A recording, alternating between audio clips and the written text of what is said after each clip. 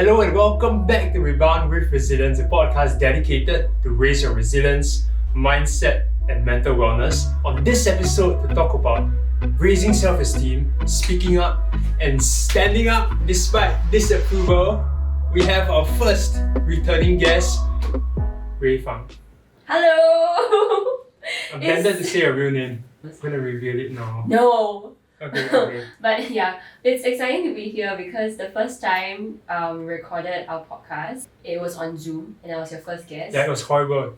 Go check it out. I mean, the content was not horrible. Let me qualify, right? We talked about insecurity, but owning your voice, but the production quality was absolute trash. And look where you're at now. Look It's at this. it's still trash. So beautiful with this nice blue halo. Honestly, just really quite proud of you to grow your podcast and consistently put out content and stories. Having this loyal, listeners listening. I mean, same way as well. Like, we knew each other for quite some time already, since our communication days in uni, I think. Yeah, in university. So to see each other's growth is like been very positive, been like very fulfilling, honestly. I've said a lot of times as well that I'm proud of you. And I want to give a proper introduction. I know we haven't even spoke about your introduction. So Ray, she's a communications coach. But I call myself your speaking coach now. Yeah, she's interrupting me as usual. Your speaking coach. But she does way more than communications, right? I think people see communications, they think inside out. I mean, they think outside in. They think just about techniques, just about speaking. But communication really is an inside out approach. It goes from within. And when you settle the inside, right, the outside naturally kind of comes about. And that's what you do. Yeah. Right? You help people shine, you help people overcome certain insecurities and raise their self-esteem. So I'm super excited to talk about self-esteem.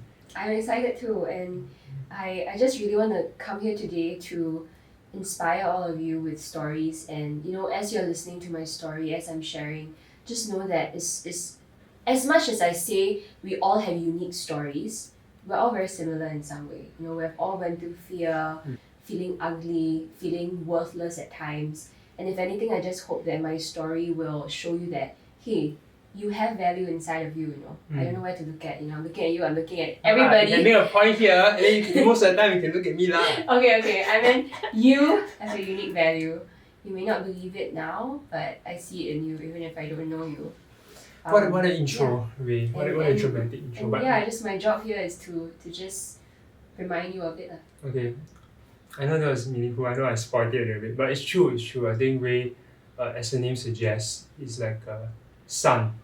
Right? She does spread light wherever she goes and helps people to bring out that light as well. So, okay, let's go into it. I think we blabbered enough about stuff. But let's talk about self-esteem. So let's talk about self-esteem first. What is self-esteem? Self-esteem is essentially how worthy you feel, how you think about yourself. When you think about yourself, what are the thoughts that come to mind? I think that's the easiest way to explain it. It's a very complex, big word, but having low self-esteem means that when you walk into a room, you feel small. When you talk to others that you perceive to be better than you immediately feel like shrinking in. You immediately question whether you're worthy enough to even speak up. And I think those are exactly what I've been through and a lot of my clients have gone through, and they see themselves as smaller than others. And it doesn't mean that only like young people go through this. I've also met like one of my clients, he's like 50 plus, so he never revealed his age, but he looks 50 plus. Okay, Yeah, just assumed his age. Yeah, I assumed his age. I never Hopefully he's not asked. listening to this. Yeah, maybe.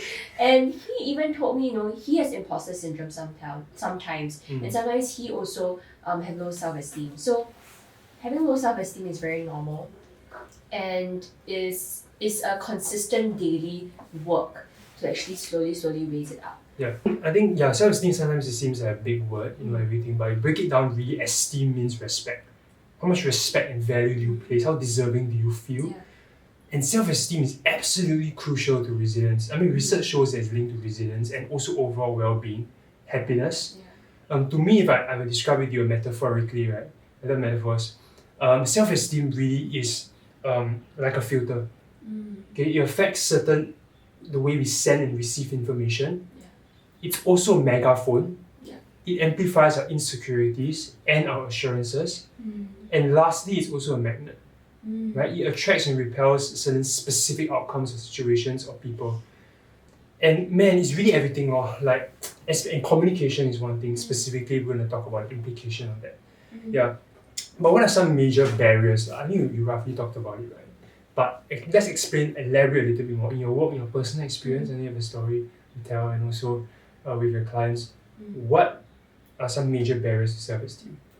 I think the major one is most of the time, a lot of the experiences that we've been through since young have caused us to think or have built that belief in our mind that we need to work doubly hard for something Okay. or that we're not worthy for something. So to give you an example, right, for me, since young I've never really done well in school. And I think I've just been put in this container of school that told me that I needed to do well in school and get good grades to be successful in life. I mean, even just small things that prime you, right? Like the good kid in class who does well getting praised.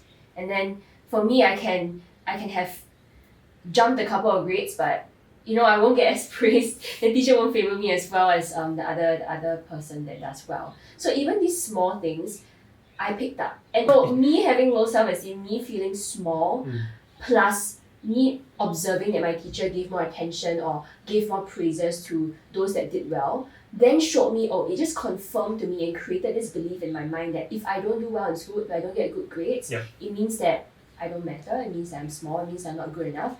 And maybe people didn't say this explicitly, but my brain starts telling me that, and it goes bigger and bigger and bigger and bigger. And what happens is that any experience, any challenge, any failure that comes by, I will immediately think it's because I'm not good It preempts you, right? Correct. Preempts you. Like I said, a filter, and you only see certain information. It's very selective.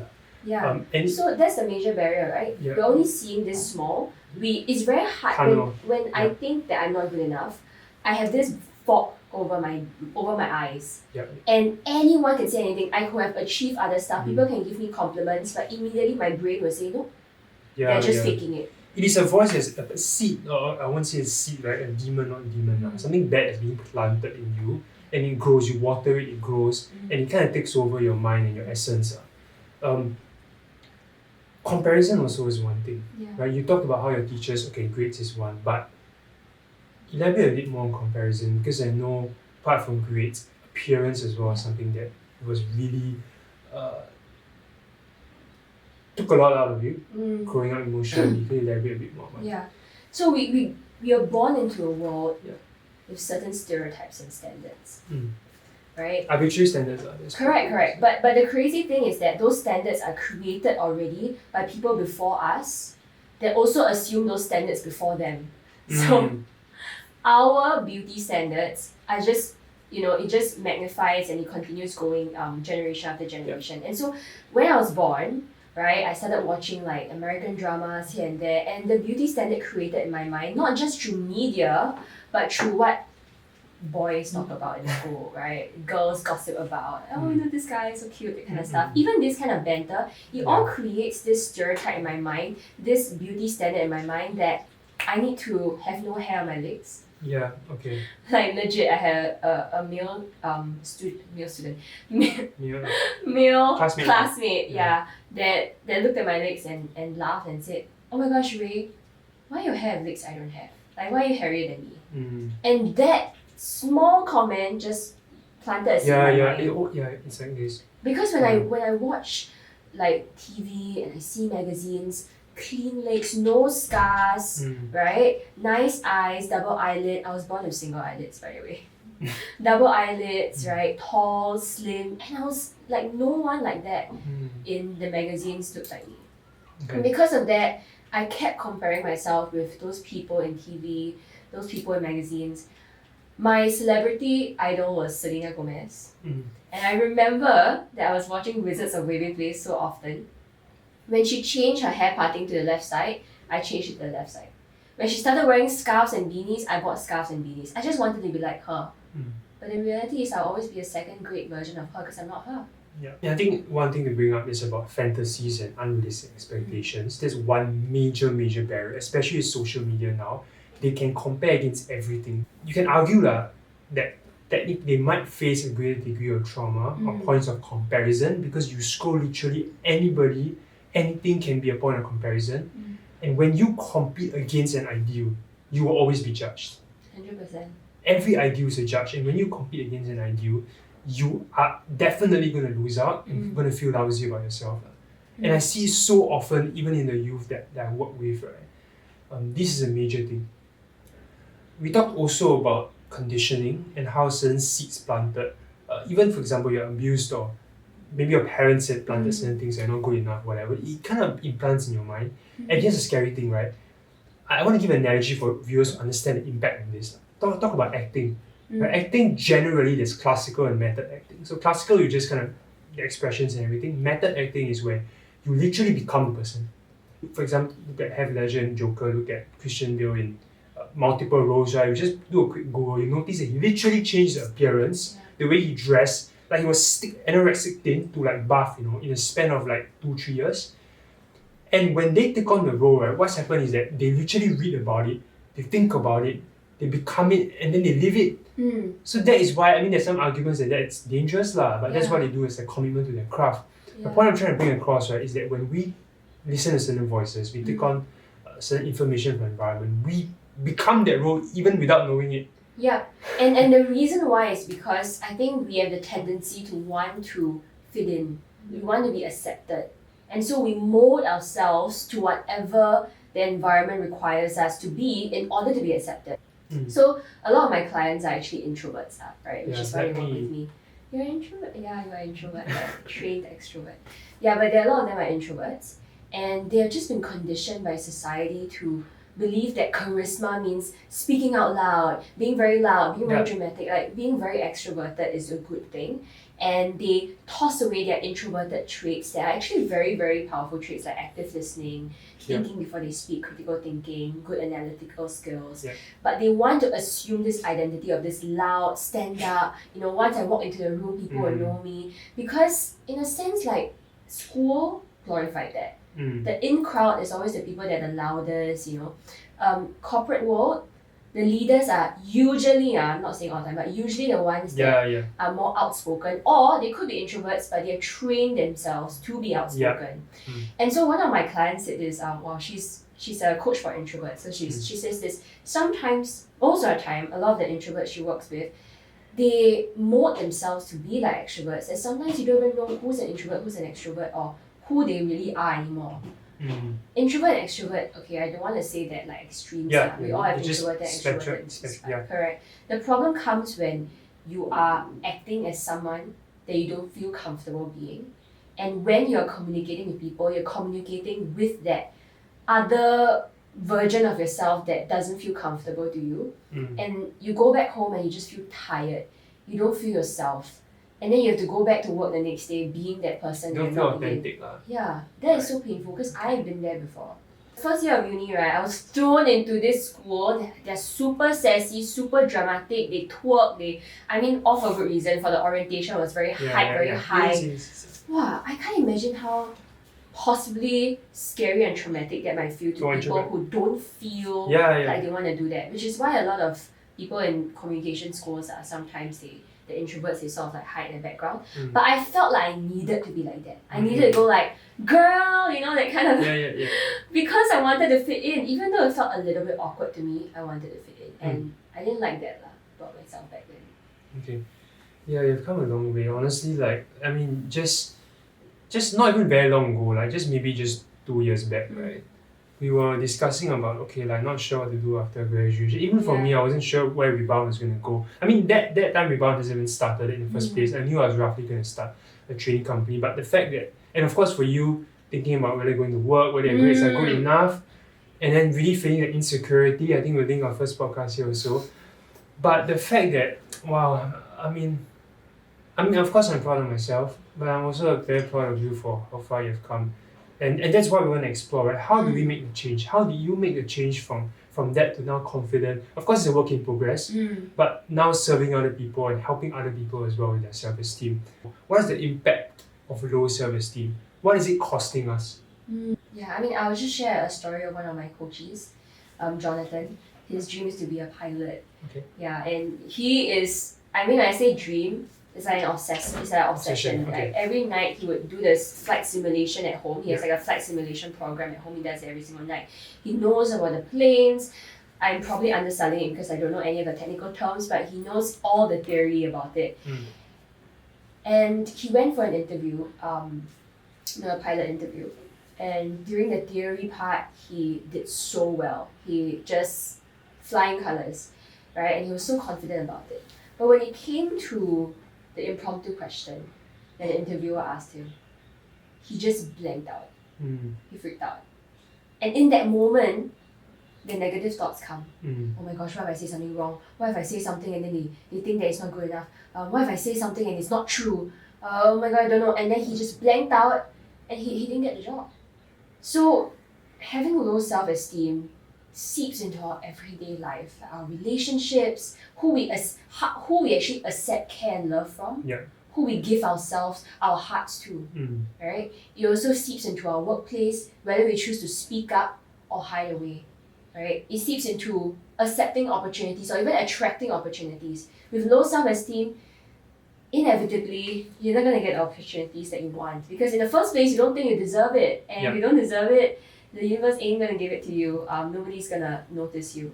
It might seem so hard to get out of those negative thoughts, to get out of that rut, but it is possible. And I can tell you, there was one point in time that I remember this one moment. I went home and I was on my bed and I looked up to God and I said, God, why are you doing this to me? Because I felt so in pain. I felt like I was completely worthless. And I remember at that point in time, my dad was shouting about something outside. I mean, I love my dad now, but back then that was my memory. I don't know if it's real or flawed. I probably made up some stuff or remembered bad things in the past, but I just felt so small. I felt so worthless. I felt like nobody deserved my time. I literally wrote that in my journal. I found some old diary entries. Nobody deserves to care for me. Nobody deserves me because I don't deserve anybody's time. I'm worthless. And then I remember that point in time, my body just reacted and I just went to the toilet and I took a pen and I started slashing myself. That was one of the most painful times because then I walked out of the bedroom, bathroom, and I had to pretend like everything was fine. Yeah, and I think that's the impact of low self-esteem, just feeling like you're nobody. Sometimes it's that nagging negative thought that comes up when you meet with an opportunity that's out of your comfort zone and you start thinking, can I really do this? What if I fail? But the thing is, at that moment, what do you choose to do? Because negative thoughts will come, but what we decide to do at that moment will actually start building our self-esteem or drag it down even lower. Yeah, I think when you share a story, I got a bit emotional as well. Just the way you described it, like picturing it in my mind as well. I think you were probably quite young then. Yeah, I was like 18, 16, 17. Yeah, it's sad. To picture that and to know that there are people out there that also is facing this, right? It's not uncommon where you go into that void where you just feel worthless. And like you said, the body just responds by treating yourself that way. Because self-esteem is like I said, it's a magnet or it's a filter and you kind of track and then you do things to confirm what you feel. Yeah, and the worst thing is that in my mind, right, back then I didn't personally have communicate with my parents that much. So I remember I had scars on my arm, right, and I thought my mom saw those scars but didn't ask me anything. And that then confirmed to me that my parents didn't care about me. So reading back a lot of my diary entries, it was talking about how my dad and my mom didn't care about me, they don't love me. And which is not entirely true, it's a filter. Correct. So that was the case, and I remember so many times I just looked in the mirror crying and cutting myself and finding places to cut that people wouldn't see, like my neck or my arm. And having to walk out of the room wearing a jacket, wiping away those tears and see my parents and see my sister again. And the worst part was that I remember there was once my sister saw my cuts. And back then she was a bit immature and she said, why are you so dumb? Why you want to cut yourself? And the moment I felt like such a bad sister. Yeah, because I don't know, I felt I was having a very bad example. But I also didn't know how to answer her. Yeah, so yeah, that was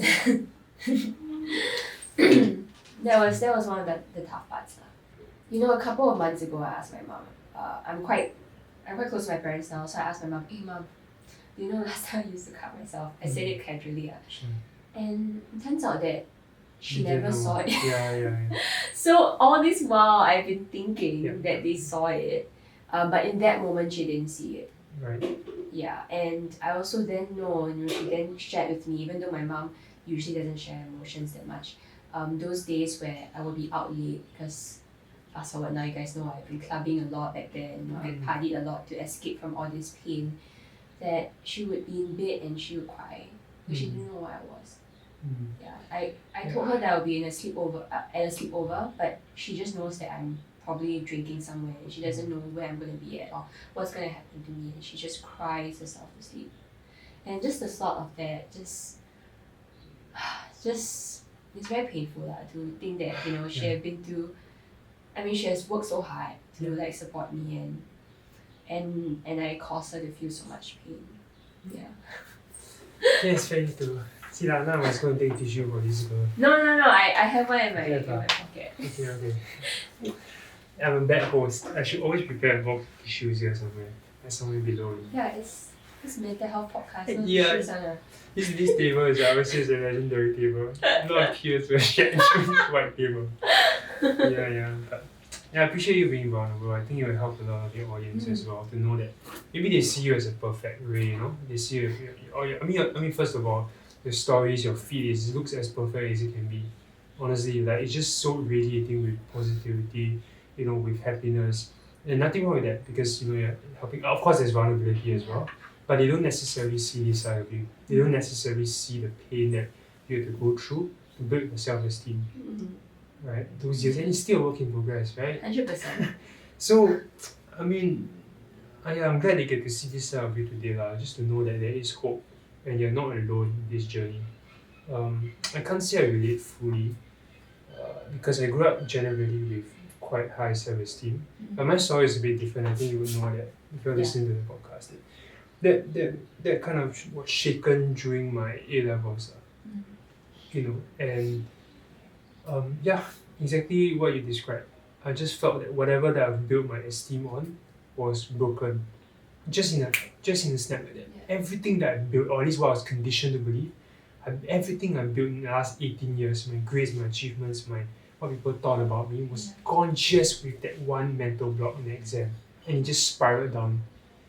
And because of that, it led me to months of pain and just completely disregard for myself. Of course, when depression hits, it's you can't really control it, and I think we talked about this a lot. But the psychology behind it was that my esteem was not built on internal worth. It was built on variables, and variables can vary. So that's why it's very dangerous.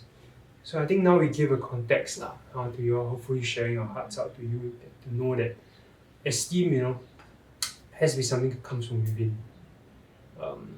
So now we're going to talk about that. More happy now. How can we build our self-esteem? Share your journey, I guess, and how did you eventually slowly build that up? Yeah, sure. I'm gonna share the pivotal moments because if I were to pinpoint every single thing that built to me today, it's gonna take an entire novel. But following from the story of how I thought I was very ugly and worthless, and I was always trying to find a way to get a boyfriend because I thought that getting a boyfriend would mean that I'm attractive. Like literally that was the reason.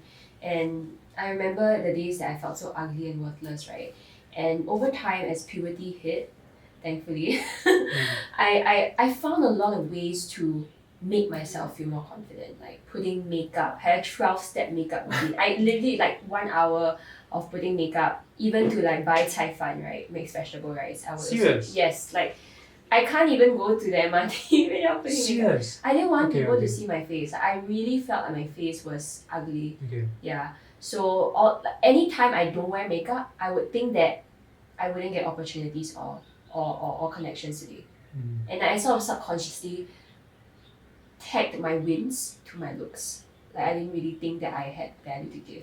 So I wore nice clothes. I know that I always wanted to wear suits. I mean now I wear suits because I like it. right? But back then it was for a different reason. I wanted to feel more smart. I wanted to speak to people and make them think, wow, Ray is so cool, right? She's so smart. Oh, she's so entrepreneurial, that kind of thing. And it makes me feel good about myself. I feel like my ego is being fed. Yeah. And that worked for a while, right? That worked for a while until 2019, I got my huge eczema outbreak. And like how you mentioned when you didn't do well in school and grades just snapped, right? Similarly, when I had the eczema outbreak, I remember waking up one day and in pain, my whole body was in pain. I realized that my entire body had peeling raw skin and the entire bed was just filled with like dead skin. Yeah. And my face was swollen, my eyelids were swollen. Yeah. My eyelids were so swollen that my double eyelids disappeared. I just imagine, what will people think, right? And people are gonna like ask me how I am, and then I have to like deal with like telling them, and I don't really know what's happening to me. Yeah. And I went to so many doctors, and that happened for so many months. Until I know one day, I asked myself like, do I really want to stay in bed or at home or hide myself forever?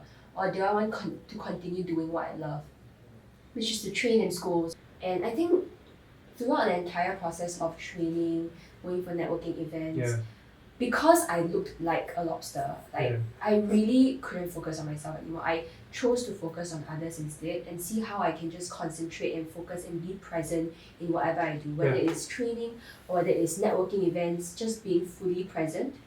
And as I continued doing that, I remember I also taught my first ever art of networking workshop to a bunch of trainers. Yeah, it's amazing. Yeah, I'm And so proud of you. Just let me cut you a little bit, because like even before that, when she first started training with me as well, like coaching and training is not something that you considered previously, right? Yeah. It's the last thing on your mind. Yeah. Because you're like, I can't even coach myself. How do you expect to coach someone else? Right, but I think it really grew from strength. Anyway, previously Ray was a really good host. I think we no time to really go into details. Please check out the content and everything. But before that, she was really hosting. Yeah. Where you're really good with your voice, good with your words. Just that when you go home sometimes, right, you just feel that void sometimes. Yeah, I think I understand 100%. that.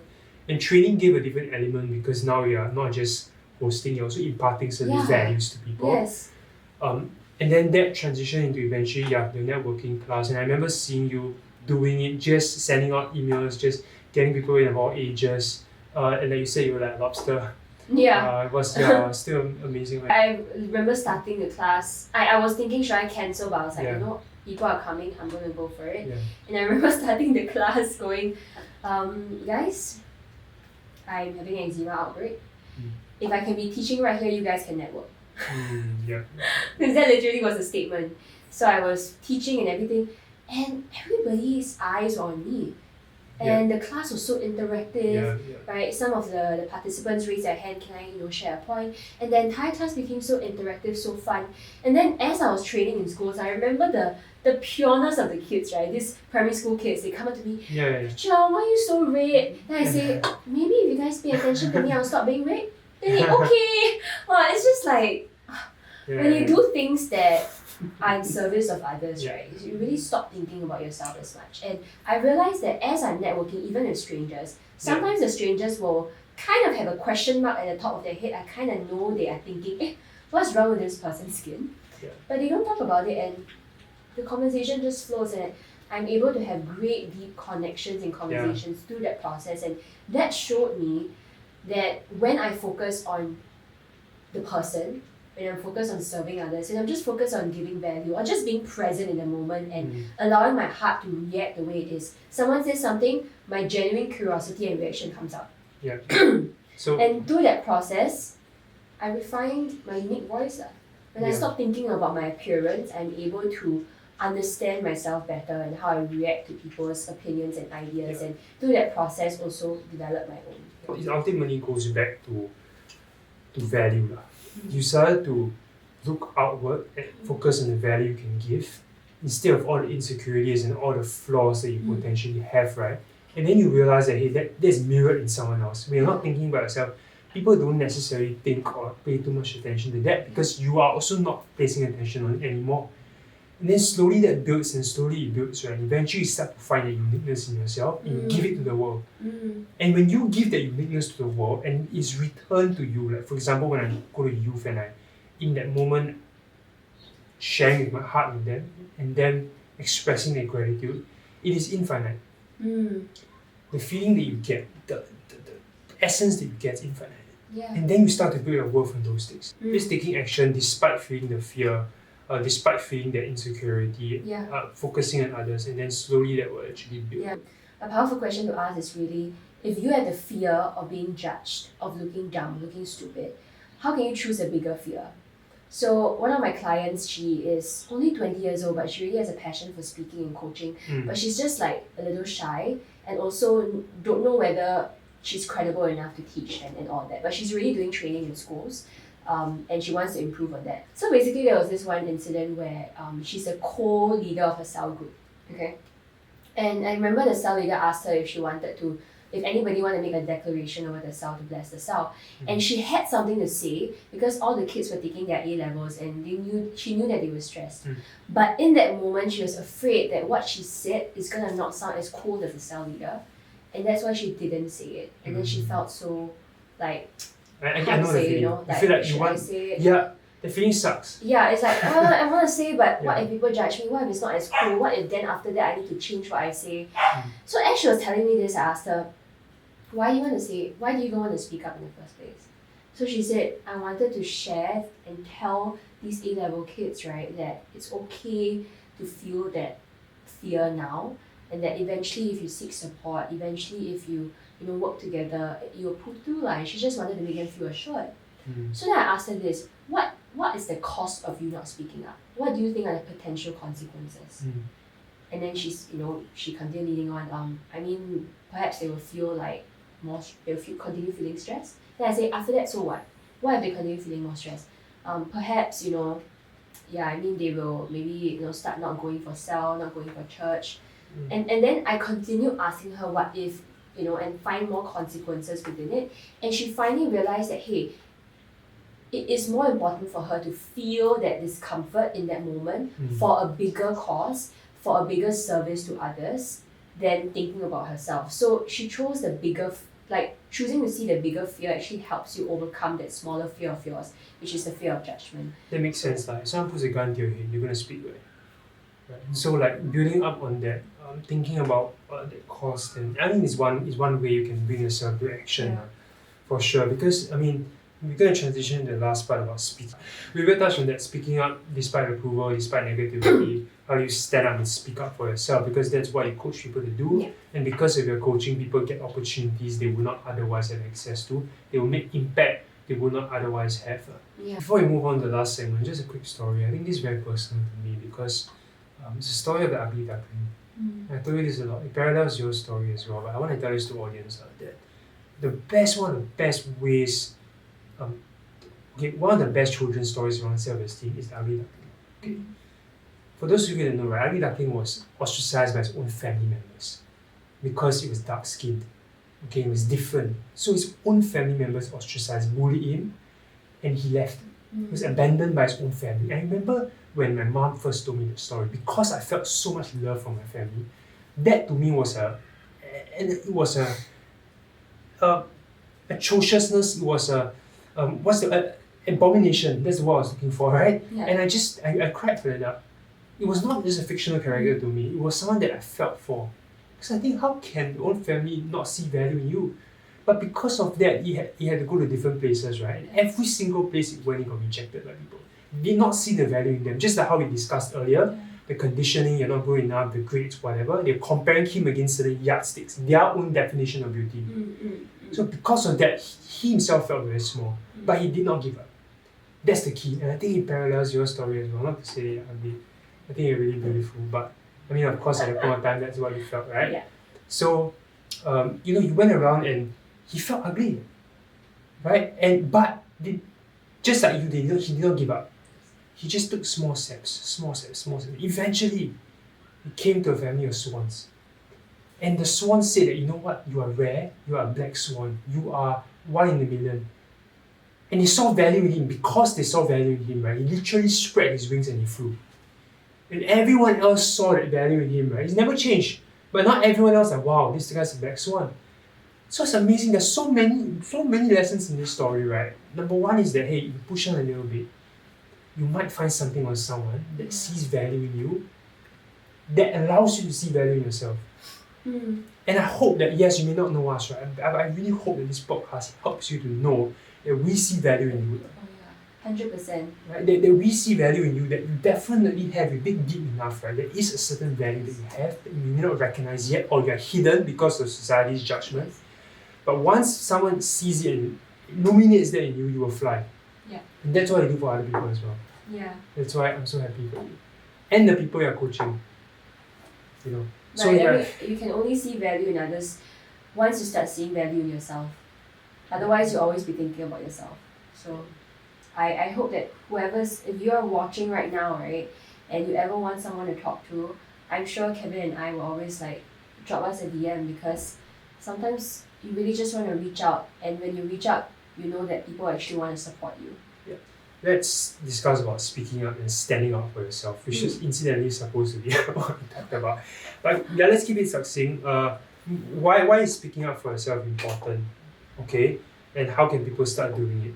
Simply put, I would like to say to get the opportunities and the connections that you want, but most of my coaches, the very reason why they want to speak up for themselves is because they just want to feel good in their skin. They want to stop walking into a room or into a conversation feeling small. So if you don't speak up, you'll always stay at where you're at. You'll always think that you're small. You always think that you're not worthy. You always think that you don't have value. But the action of speaking up consistently, daily, in a safe environment first, will allow you to slowly build up that confidence to eventually speak up at work, speak up in conversation, speak up to your boss, speak up to your parents. So it's a daily choice to speak up. And it's really the daily action. Like something as small as, this is what I do with my coaches. We have a private Telegram group, and I just tell them every day 15 minutes of work. 5 minutes to consume a piece of content, and 10 minutes to share your opinions about it. And when they do it and other people affirm them and say, wow, that's a really good point you made, right? And I also feel this way, that the exchange of ideas through speaking up and exchanging of ideas actually build their self-confidence every day, because people are acknowledging their thoughts when other people at work may not have done so. So number one, choose to speak up every single day. It's only a 15 minutes job with the right community and guidance. And number two, find the right community and guidance, because if let's say you're in a current group of friends that ignore you, or they don't acknowledge what you say, or they're louder than you and you feel like you can't put in a word, it's not going to help. You need to find a group of people that are growth oriented, that vibe with you, that are willing to hear you and ask you, hey, what do you think? Okay, so in small cases and also in finding a community, Yes. how can people find a community real succinctly? Because they might listen and say, where to find community? You know, it's just me and then I'm so scared already, introvert, how to find community. I mean, apart from DMing Ray lah. Maybe that could be one way. But other than DM that, me and join my program. interest groups, you know. Yeah, so I feel like firstly, just ask yourself, hey, what is it that I want to grow in and learn in? What are my interests? Right? I'm sure you have a couple of hobbies or interests or things that energize you, right? It could be art, it could be music, it could be personal development. Just come up with a couple of topics, look back into your life and find out what these interests are. And trust me, you go on Facebook groups or you go on Instagram, you'll be able to find communities available. And there are a lot of personal development platforms that actually do free community calls as well. Yeah, and if you want to know more, you can always drop me a message about that. And I'm happy to link you up with other people that will vibe with you. So ask and you will receive, right? Reach out to people around you already and ask them if they know other people that like this particular interest, or go into interest groups or Facebook groups that have similar interests as you, and just speak up.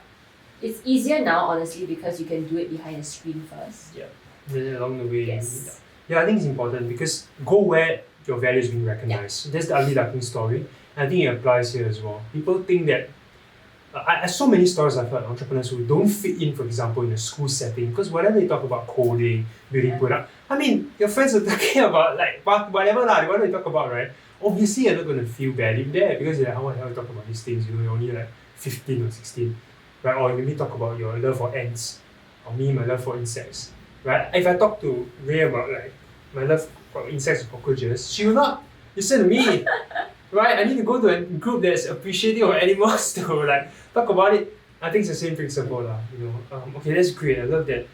Standing up for myself. I think this is important. How do you stand up for yourself, right? Despite disapproval. Say they want to do something, but parents, for example, people around them think it's stupid? Firstly, think about what if you didn't do it? Are you able to live with the consequences of not taking action, not speaking up, not doing what you love, and living an entire life driven by someone else's values? If you're willing to accept that, then fine. But if you're not willing to accept that, like really visualize it. Don't just think like, okay, 1 or 2 years, what's gonna happen. Like literally your entire life, if you don't decide to do what you like and you conform to what other people think or what your parents want for you or what society wants for you, are you really gonna feel okay to live your entire life that way, not doing what you love?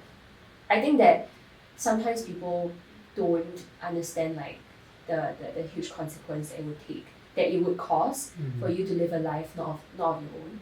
Okay. And they don't realize that lah. So I think it's important to first ask yourself, do some journaling. Sounds very boring, but trust me, it works. Write down, journal, what will happen if I don't take action? What do I really want for my life? Who do I really want to become? And what will make me happy? You know? And answering these powerful questions, I think gives you that clarity and that perspective to start creating your own life instead of conform to what other people think. Really just block away what other people think. Find yourself a dark, nice room and light a candle and just write. Design your own life, right? Yeah, that's probably it. Like design your own life. Ask yourself, what do you love to do? What do you hope to achieve in your life? What do you really, really enjoy doing? All these things will actually help. Yeah, I mean, definitely listening to you now also inspires me to do it again. I mean, there's a 3-question exercise, right? A lot of life boils down to 3 questions. What you want to experience, how do you want to grow, and how do you want to contribute? That's my vision, right, from Mind Valley. And it's true that we live life in the hustle and bustle, right? We don't take time to have conversations or to sit with ourselves. Right? We are so attuned to the noise around us that it's hard to slow down and say, is this what I really want? Yeah. Okay, whatever that you're doing right now, look at the people that have done what you're doing for the past 30, 40 years and look at where you're at right now and ask yourself, do you want to have that life? If you don't, you have to change something. Sure. Yeah, I know we don't want to sound pretentious. I know that sometimes financial stuff actually plays a part. That's a whole podcast altogether about the impact of finances and whether to monetize your passion. I think, again, that's the same, but all else being equal. I think in most cases, right, you can potentially transition to what you love doing, enjoy doing, and still make a decent income from there. I think a lot of it is people actually held back more. Oh, okay, this is what I think. A lot of it is fear disguised as practicality. Yeah. Yes. Jim Carrey said that. I borrowed that, by the way. Jim Carrey said that. He said a lot of us, we disguise fear as, okay, actually it's not very practical. But deep down you know that actually no, that you really want to do this. And speaking up with people, like you said, having that conversation with people is important. Share with us real quick about how can people have conversations with, say, maybe their parents.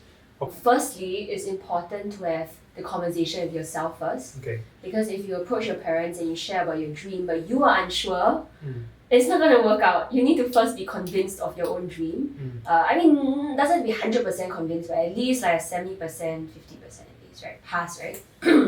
So you need to believe in yourself first. Yeah, so what I did is, I know that I wanted to do something apart from just a job. I didn't know exactly what it was. I know that it's probably starting my own thing, freelancing, etc. But I knew that I didn't just want to be confined to studying and only getting a job. So I sat down with my parents and like really seriously I say, Mom, Dad, the reason why I'm doing other freelance work outside is because I really have a dream to speak on stages in future and to do something else apart from just a job and do something that I can connect with people and work with people, and that's my dream. And I asked them like, what are your concerns lah? So like they listed down a bunch of concerns, really like practical concerns, like if you're out late, what happens to your safety? What if you don't do well in school? And then one by one, I share with them my action plan for each concern. So I assure them that, if I'm going home late, I will cab back with another lady. For my grades, I will really take in the effort to improve my grades, blah, blah, blah, blah, blah. And that was how I communicated with my parents. I always make sure that if I'm out late, I text them. I think parents, right, they really care for you and they want you to be happy. but their idea of happiness is very different from yours. Yeah. So when you communicate your idea of happiness, it's so much easier for them to understand it. The reason why they're disapproving is because they don't understand what you're doing. They don't understand why you're doing what you're doing, and they just think that, oh my gosh, I want to protect my child. What if he or she goes astray? Yep. But if you communicate, this is what I love, this is my action plan, it's very hard for your parents to disapprove, or they're less likely to. And then after you share action plan, you got to follow it up with consistent action. So my parents saw how I worked so hard for my dream. Every single day, I'm working hard for my dream. And through that consistent action, they slowly started encouraging me, accepting this. And by the time I graduated, my dad was very supportive of me starting my own thing. Yeah, you put it beautifully. I couldn't have put it any other way, to be honest with you. I think anyone listening to this, that's great advice. It is just knowing that you cannot live for the validation of others. And I think that would be one of the surest ways you can get happy. Yeah. You gotta prioritize your happiness, and knowing that yes, in the short run you might be in inverted commas disappointed, but in the long run when you see your growth and happiness, I truly believe every parent will turn back and support. I know the journey might be a bit longer for certain parents. I'm aware that every parent is different, but there's certain general principles where parents, like you said, they love you and they support you, but the way they love you may not be the way you want them to. Just empathize with them and know that they are doing this because they love you.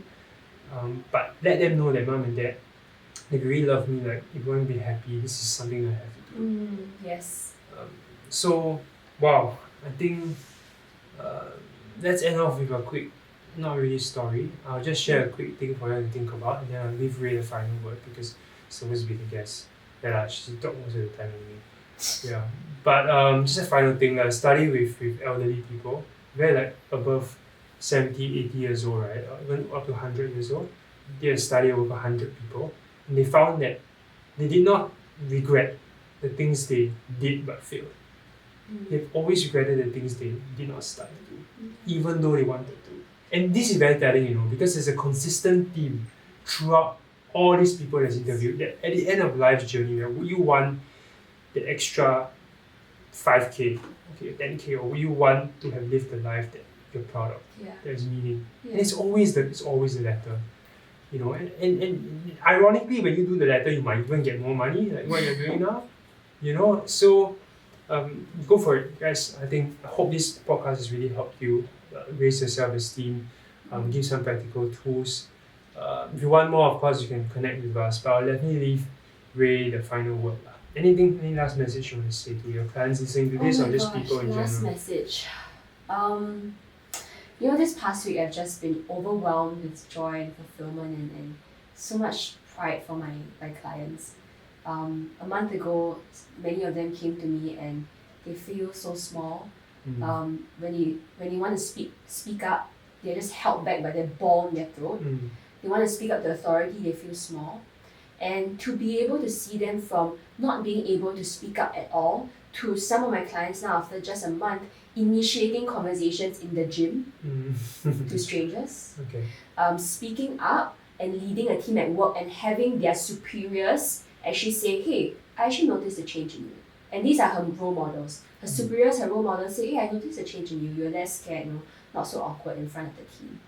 And these changes, right, it really just I'm so proud, it just blows my mind. And this just shows that with consistent effort, with consistent choice to overcome that fear in that day and take action before the fear starts to bury everything in your mind. And thirdly, having a community to support you and celebrate your wins with you is actually so powerful. So really my encouragement here is reach out. Really, really reach out. I know how it feels to feel small and worthless and just want to bury myself in bed all day. But I was able to come here because I asked for help. Ask for support. And you'll be so pleasantly surprised that someone wants to help you. I'm going to end with this. A mentor once told me this. Ray, and I always felt kind of a bit bad when I'm talking to mentors because these are people that have spoken longer than I've lived and earn 4-5 figures per hour, right? Maybe even 6 figures. A lot of money. And I gave him a card one day to thank him for all that he has done for me and that he's continuing to do with me now. And he said, Ray, sometimes the mentor needs the mentee as much as the mentee needs the mentor. And I was like, oh, I never really thought it that way. So how do you feel when you help someone you feel good? So why not give the privilege of the other person to feel good when they are helping you? So reach out, get support. Really? Never had that perspective before. You put it very beautifully. I hope that encourages you all to do more, whatever that's worthwhile, meaningful for you. Go out and get it. So yeah, with that, you can find Ray. I'll link all our socials up or Ray Matrix. Why Matrix? A story for another time. But we'll link Join up. my private Telegram channel. There's a lot of free resources there. Come, join. Yeah. We'll link up all the stuff in the descriptions down below. But with that, I hope this podcast helps you. Do stay resilient, stay authentic, stay. Give me a word that represents. Stay bright, Radiant. and sunny, and radiant. Yeah, radiant. Stay Radiant. And we'll see you next time. Oh. Okay. Wait, this is an amazing ending. Just stick to my thing. This is what she does all the time. Just join my stuff. Okay, anyways. We'll see you next time. Bye bye. Bye.